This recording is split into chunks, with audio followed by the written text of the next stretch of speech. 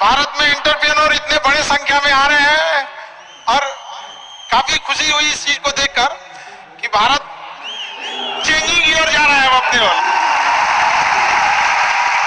हमेशा सीखने की प्रवृत्ति रखिएगा।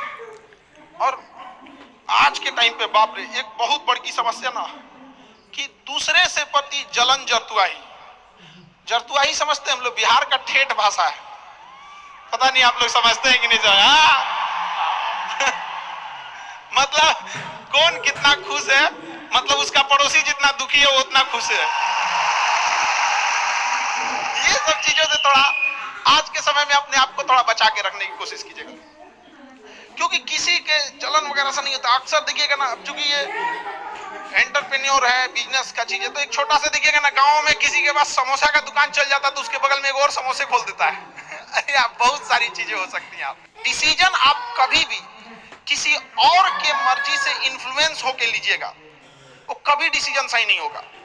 डिसीजन आपका अपना होना चाहिए, आप क्या कर सकते हैं। और ये जिस दिन आप पहचान गए उस दिन समझिए आधा काम आप अपने से कर दिए यहाँ पर। और वो सबके अंदर कुछ ना कुछ है, ऐसा नहीं है कि ऊपर वाला आपको खाली हाथ भेजा, सबके अंदर कुछ ना कुछ है। और ये लोग भले कहते हैं कि खाली हाथ आए थे, ठीक है खाली हाथ आए थे, लेकिन खाली हाथ जाना नहीं है। इस देश का ऋण चुका के जाना है, समाज को कुछ दे के जाना है, एक अच्छे सिद्धांत अच्छे कर्म को दे के जाना है। क्या कोई कह सकता है कि अब्दुल कलाम खाली हाथ गए थे? नहीं खाली हाथ गए थे।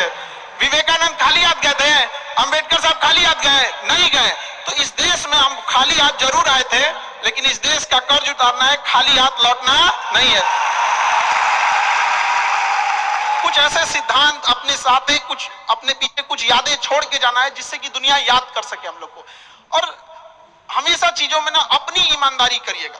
आप कितना ईमानदारी से काम करते हैं, कितना लगन से काम करते हैं, सफलता इसी चीज पे डिपेंड करती है।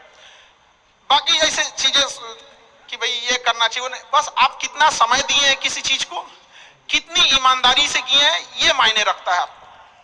आप किसी चीज को समय नहीं दीजिएगा, कभी सफल नहीं हो सकते हैं।